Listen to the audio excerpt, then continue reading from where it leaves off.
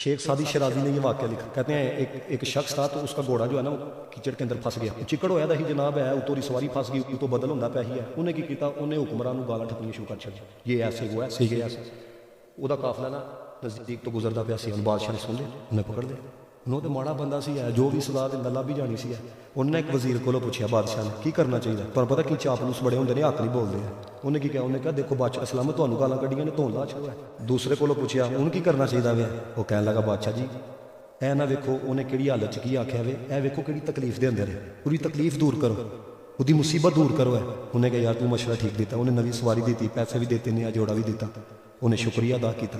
बादशाह अपनी तरफ एक दूसरा बंदा आया, वो कोल ही है, जिन्हें बादशाह के बारे च गलत कलिमात आके सन। उन्हें कहा शुक्र कर बादशाह ने तेरू माफ़ कर छड़े हुआ, नहीं तो तेरी धून लग जानी है। उसने भला क्या कहा, उसने कहा मैंने अपनी तबीयत के मुताबिक काम किया है, उसने अपनी शान के मुताबिक काम किया है।